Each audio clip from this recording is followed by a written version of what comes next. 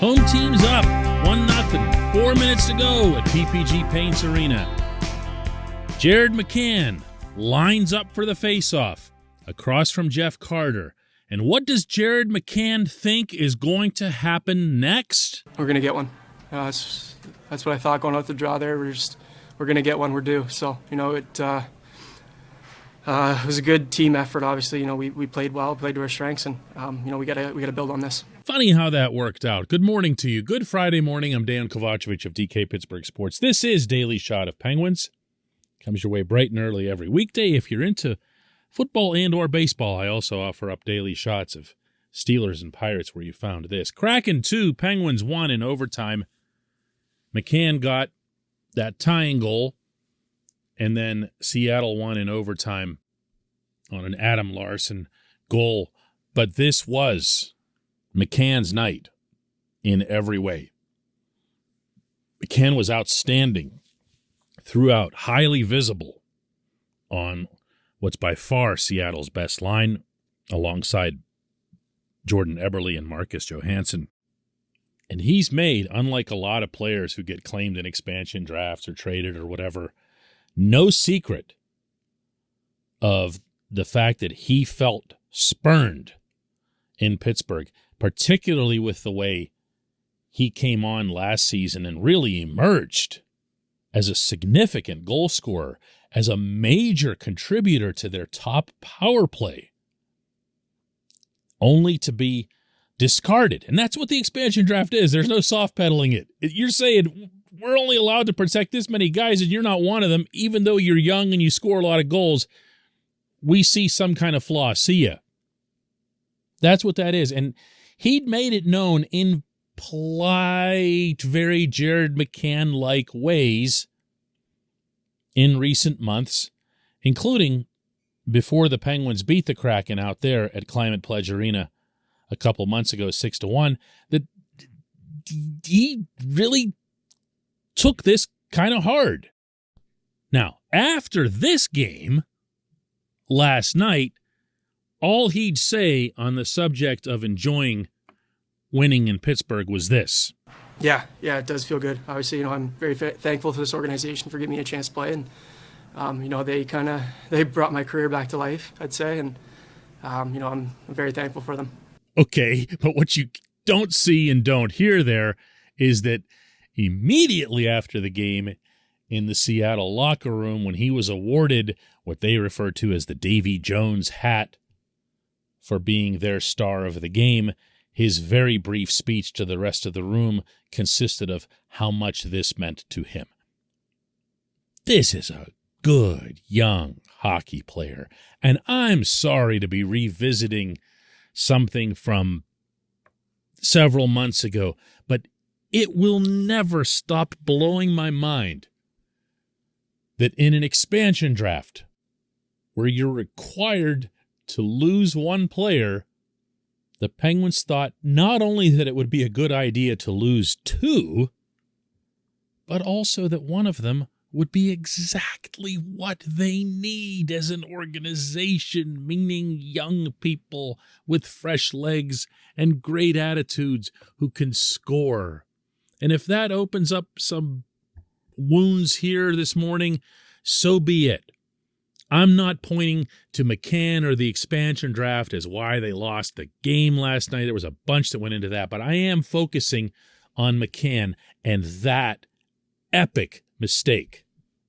This portion of Daily Shot of Penguins is brought to you by the good people at the Greater Pittsburgh Community Food Bank, where they're committed to providing food for all of our neighbors in need across Western Pennsylvania. They, in turn, need your help. Find out how $1 can be turned into 5 full meals for those in need. Visit pittsburghfoodbank.org.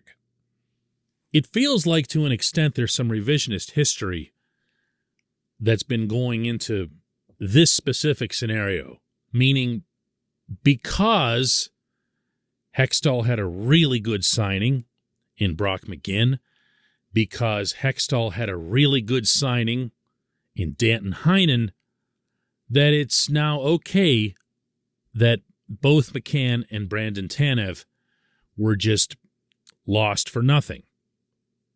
This could have been, really should have been, just Tanev. Now, I say that as someone who loves Tanev's game, who loved what he brought to the Penguins, and actually, to be honest with you, kind of crowed a little bit after he was as good as he was here, because I'd seen what he'd done in Winnipeg. Terrific player. A shame on many levels that he wasn't able to play last night himself because of his season-ending knee injury. But he also was off to a wonderful start for the expansion team. And it couldn't be clearer now that he alone would have been enough. If Tanev were the only one the Penguins had exposed, then one of two things can happen. They take Tanev, but you keep McCann, or they take what everyone would agree, even Tanev's biggest backers, is an unwieldy contract that allows you some cap relief. You never needed to lose both. That makes 0.0000% sense. Still, to this day. Because with McCann, what you saw wasn't just a player who was getting on some kind of roll. You saw a player who was just becoming better and better, smarter and smarter, and more in control. One of the criticisms that I'd have of McCann's game was that he was a little bit too wild. I don't mean undisciplined. I mean, a lot of his warp speed skating happened without any clear purpose. But when you look at this play that he engineered, I mean, really the whole sequence, because just before that, he had generated a 2-on-1 by taking the puck from Chris Letang after an ill-advised drop pass by Evgeny Malkin. And he created a breakaway, really, for Jordan Eberle. Tristan Jarry was able to stop Eberle, but the draw is right after that. McCann goes in there, and he says to himself what you heard earlier about we're going to get one. He lines up against Jeff Carter. It's a semi-set play. All he's trying to do as a left-handed shot on the right side is to pull it back enough that Marcus Johansson can get it back to the point. He cleaned Jeff Carter. This was not a close face-off. This wasn't one of those 50-50s that just happened to trickle somewhere.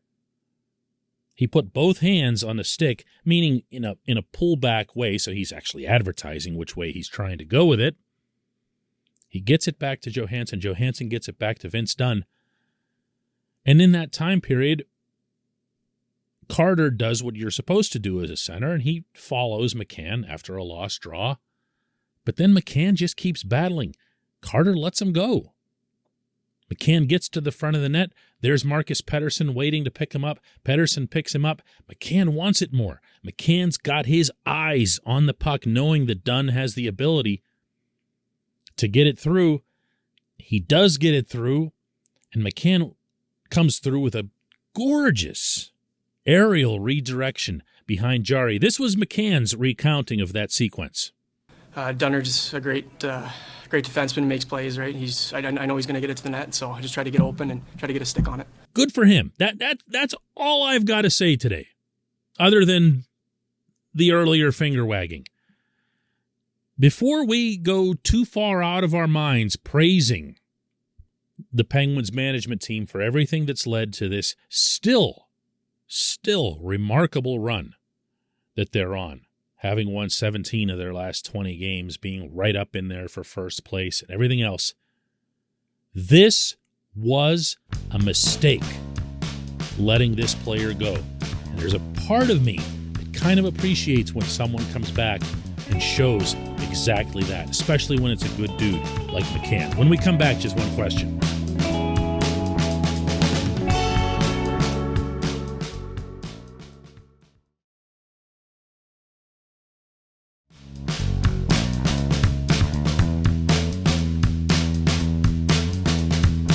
Welcome back. It's time for Just One Question. That's brought to you always on this program by Fubo TV. The monthly cost of cable is over $200. Fubo TV is $65 a month to watch all the same channels, including AT&T Sportsnet Pittsburgh. And right now, Fubo TV is offering our listeners of this show a 7-day free trial and 15% off your first month.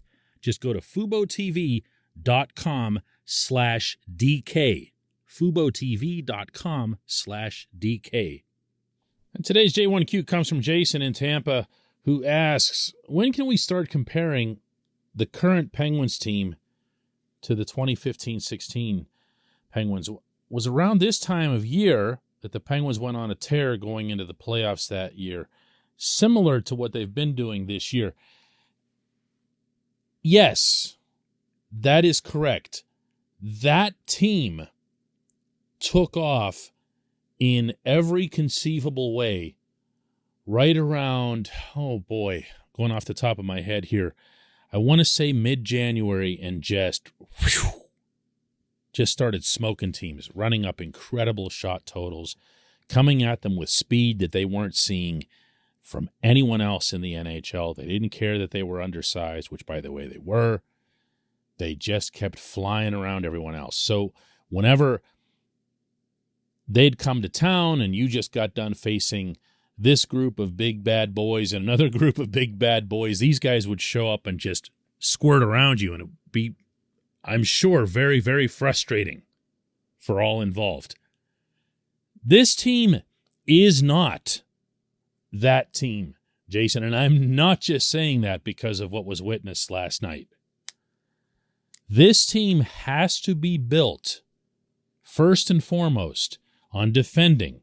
I make this point all the time, and I'm going to make it even more forcefully now that they finally lost their winning streak and everything else, because they didn't lose this game or this streak as a result of not scoring enough. Sure, it would have helped if they'd have found a way to get the puck past Philip Grubauer more than once. It would have helped, as all concerned would later acknowledge, if they'd gotten more bodies and more traffic to the net. Everyone says that every time the other team's goalie has a good night, but in this case it was true.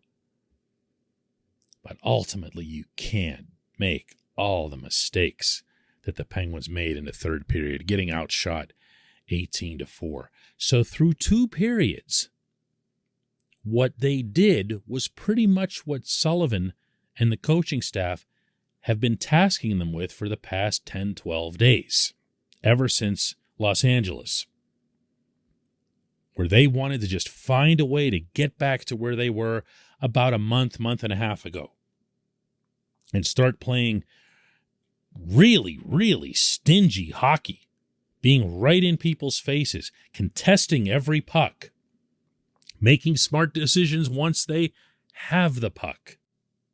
If that sounds like I'm echoing a certain head coach, well, this is what Sullivan had to say on that topic after this game.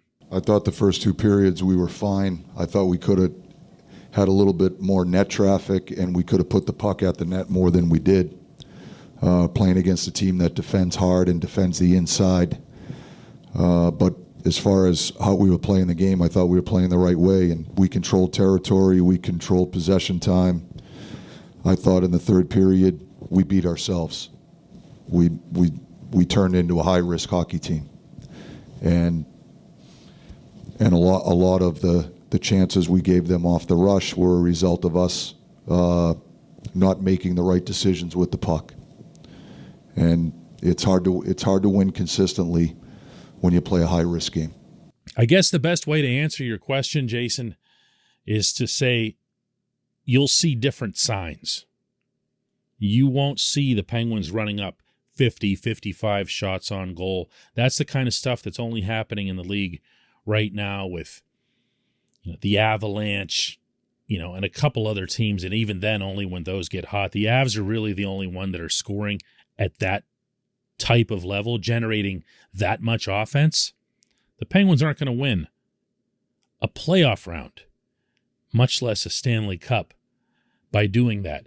And a third period like this reinforces that, because what ended up happening was the game got into the third tied, and the pattern of late has been, okay, now we're just going to turn it on and we're going to score.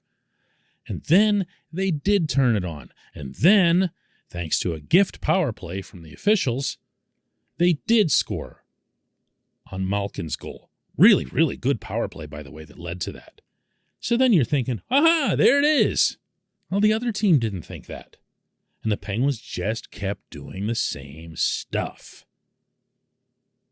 And the Kraken came away with 2 points that they very much deserved. Worked their tails off from front to finish, actually. When you start seeing the Penguins perform in general the way they did in some games earlier in the season, let's see, particularly on the road, like one of the ones that jumps out at me and probably will all season was the one in Toronto, where the Maple Leafs were just flying high, had some sort of long winning streak, hadn't been given up much, and the Penguins just got right in their faces for 60 full minutes. Just would not let them so much as breathe. And they found a way to get a couple of goals behind Jack Campbell, and they won. That's the kind of hockey that's got to come back. That's got to come back, and it's incumbent on this coaching staff and the team's leadership to make that happen. I appreciate the question. I appreciate everyone listening to Daily Shot of Penguins, not just today, but all week long, and we'll be back with a new one Monday.